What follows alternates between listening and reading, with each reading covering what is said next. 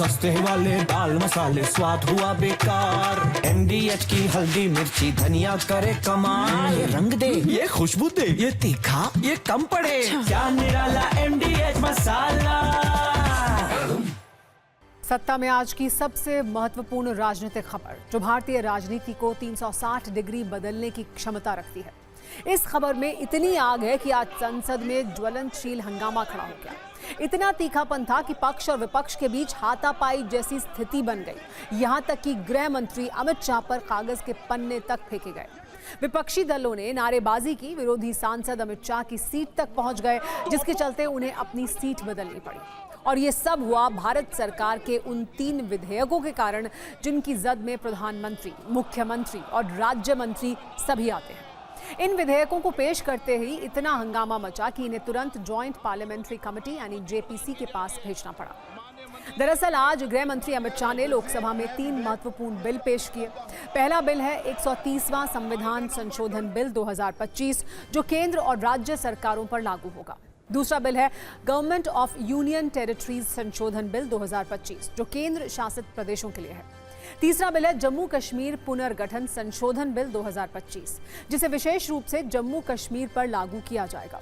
मौजूदा स्थिति में ये गंभीर आपराधिक आरोपों में गिरफ्तार या हिरासत में लिए गए प्रधानमंत्री, मुख्यमंत्री, केंद्रीय मंत्री या राज्य मंत्री को पद से हटाने का कोई प्रावधान नहीं है, जबकि पेश किए गए विधेयकों में ये व्यवस्था अब की गई है। यदि किसी पर गंभीर आरोप हो और वो 30 दिन तक हिरासत में रहे तो प्रधानमंत्री, केंद्रीय मंत्री, मुख्यमंत्री या राज्य मंत्री हो उसे पद छोड़ना होगा। यही बात विपक्ष को पसंद नहीं आई। जैसे ही तीनों विधेयक पेश हुए, विपक्षी सांसदों ने हंगामा शुरू कर दिया। कुछ सांसदों ने बिल की कॉपी तक फाड़ दी और कागज के टुकड़े अमित शाह की ओर फेंके गए। हालांकि अमित शाह ने बिल पेश करते हुए कहा कि सरकार इसे जॉइंट पार्लियामेंट्री कमेटी को भेजने का प्रस्ताव रखती है। बावजूद इसके सदन में लगातार नारेबाजी होती रही। विपक्षी सांसद वेल में आ गए और गृह मंत्री का माइक तक तोड़ने की कोशिश की। माहौल इतना हंगामेदार हुआ कि सदन के अंदर तनावपूर्ण स्थिति पैदा हो गई। इसके बाद सत्ता पक्ष के सांसदों ने हस्तक्षेप कर गृह मंत्री की ढाल बनकर उनका बचाव किया। आखिरकार किसी तरह विधेयक पेश हुआ, लेकिन इसके तुरंत बाद विपक्ष ने सरकार की घेराबंदी शुरू कर दी। असदुद्दीन ओवैसी ने कहा कि सरकार देश को पुलिस स्टेट बनाने पर तुली हुई है। उनका आरोप था कि सरकार लोकतंत्र को जीवित नहीं रहने देना चाहती। मनीष तिवारी ने कहा कि ये विधेयक राजनीतिक दुरुपयोग का रास्ता खोलता है, जबकि समाजवादी पार्टी के सांसद धर्मेंद्र यादव ने इसे संविधान के मूल अधिकारों और न्याय के खिलाफ बताया। मैं प्रस्ताव करता हूं कि भारत के संविधान का संशोधन करने वाले विधेयक को पुनर्स्थापित करने की अनुमति दी जाए। I oppose introduction of all these 3 bills. This is nothing but creating a Gestapo to ensure that our democracy does not survive. This government is hell-bent on creating a police state. This will be a death knell and leash our elected government, sir. This bill stands that fundamental maxim of jurisprudence on its head. This bill opens the door for political misuse by instrumentalities of the state whose arbitrary conduct has been repeatedly frowned upon by the Supreme Court. Makes this amendment excessive, unnecessary and unconstitutional. I would like to know from the Honourable Minister, what is the undue haste and urgency in bringing such a constitutional amendment bill?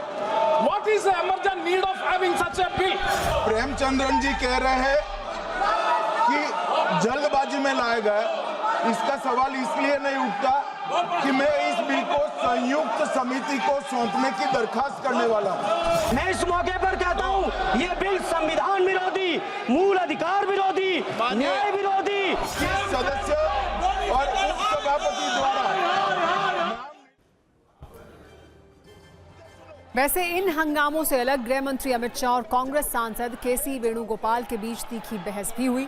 Venugopal ने सवाल उठाया कि जब अमित शाह गुजरात के गृह मंत्री थे और उन्हें गिरफ्तार किया गया था तो क्या उस समय उन्होंने भी नैतिकता का पालन किया था। इस पर अमित शाह ने जवाब दिया। उन्होंने कहा कि पहले उन्होंने इस्तीफा दिया, उसके बाद जेल गए और जब निर्दोष साबित हुए तभी दोबारा संवैधानिक पद संभाला।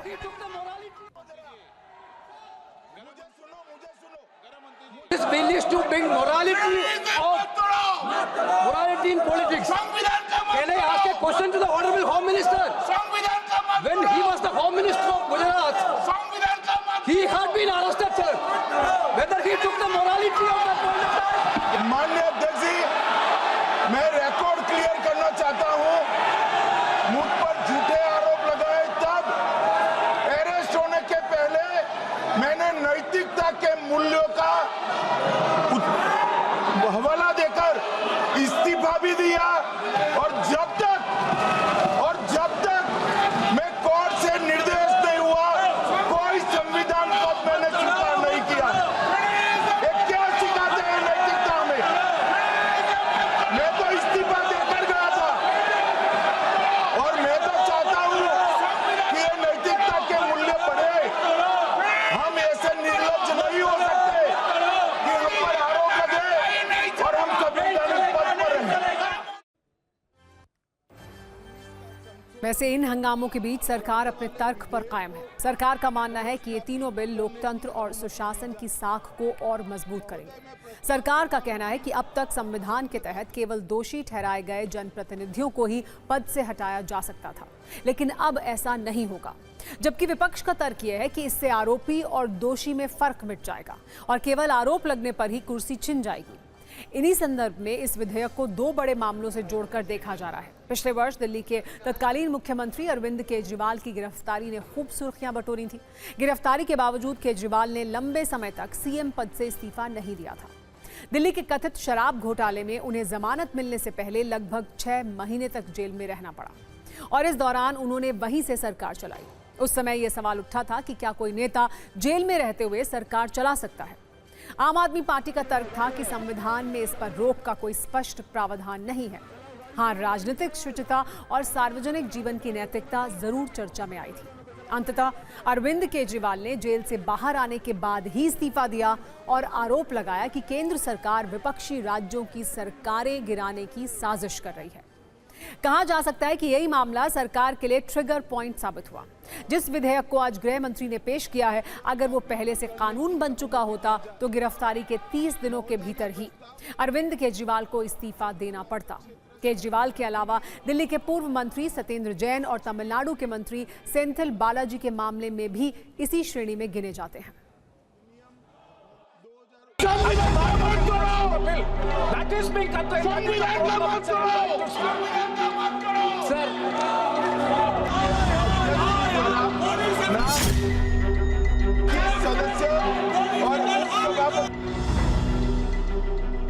There is a lot of action going on.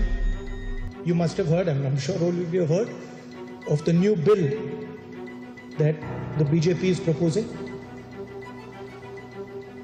We are going back to medieval times when the king could just remove anybody at will. There's no concept of what an elected person is. He doesn't like your face, so he tells ED, put a case, and then democratically elected person is wiped out within 30 days. This is new.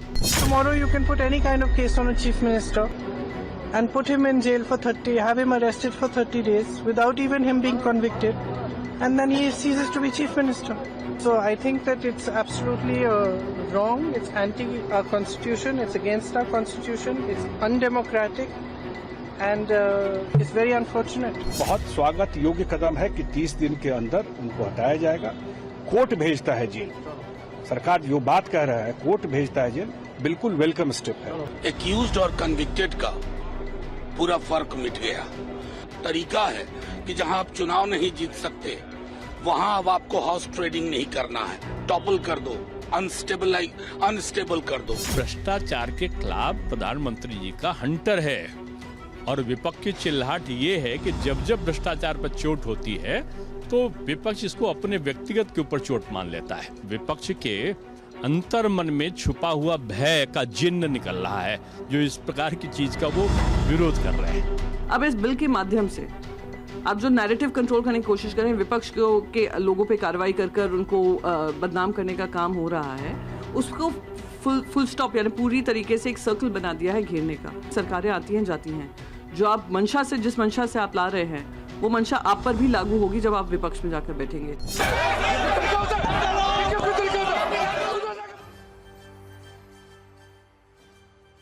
हालांकि विपक्ष के भीतर कुछ ऐसी आवाजें भी हैं जो ये मानती हैं कि यदि कोई व्यक्ति 30 दिनों तक हिरासत में रहता है तो उसके पास पद पर बने रहने का नैतिक अधिकार नहीं बचता। इसीलिए ये कानून सही दिशा में उठाया गया अहम कदम है। Face of it, it seems reasonable that anyone who does anything wrong should be liable to punishment and should not be holding a high constitutional office or a political office. I think that makes sense. जब संविधान बना होगा तब शायद संविधान बनाने वालों को, देश के निर्माताओं को इस बात का एहसास ही नहीं रहा होगा कि लोग, सत्ता में बैठे हुए लोग इतने करप्ट हो जाएंगे, इतने भ्रष्टाचारी हो जाएंगे, इतने बड़े क्रिमिनल होंगे कि उनको जेल जाना पड़ेगा, और उससे भी बढ़कर कि वो जेल जाने के बाद भी अपना पद नहीं छोड़ेंगे। तो मुझे लगता है कि जो बिल आ रहा है वो ठीक बिल है कि अगर आप पर कोई इल्ज़ाम है, आपको जेल में जाना पड़ रहा है, तो आप जेल से बैठकर सत्ता नहीं चला सकते हैं। तो ये कानून जहां तक मैं समझता हूं ठीक है। वैसे तो राजनीतिक शुचिता और नैतिकता का तकाजा यही है कि सत्ता में बैठे लोगों पर यदि कोई आरोप लगे तो उन्हें स्वयं शासन व्यवस्था से अलग हो जाना चाहिए, ताकि न्याय देने वालों पर किसी तरह का दबाव ना हो और न्याय प्रक्रिया पर सवाल भी ना उठे। लेकिन मौजूदा दौर की राजनीति में ये उम्मीद करना बेमानी है। जेल की सलाखों के पीछे से भी सरकारें चलाई जा रही हैं। हालांकि इसी देश में लाल कृष्ण आडवाणी और शरद यादव जैसे नेता भी हुए जिन्होंने आरोप लगते ही संसद की सदस्यता छोड़ दी थी और जब तक निर्दोष साबित नहीं हुए तब तक किसी संवैधानिक पद को छुआ तक नहीं। लेकिन आज तक ऐसा कोई कानून नहीं बना जो इस नैतिक आदर्श को एक मॉडल की तरह लागू कर सके। दरअसल नैतिकता कभी डंडे या कानून से नहीं थोपी जा सकती, ये तो लोक लाज से आती है। लेकिन राजनीति के इस बदलते दौर में लोक लाज से ज्यादा सत्ता से चिपके रहना जरूरी है। सस्ते वाले दाल मसाले स्वाद हुआ बेकार, MDH की हल्दी मिर्ची धनिया करे कमाल। ये रंग दे, ये खुशबू दे, ये तीखा, ये कम पड़े, क्या निराला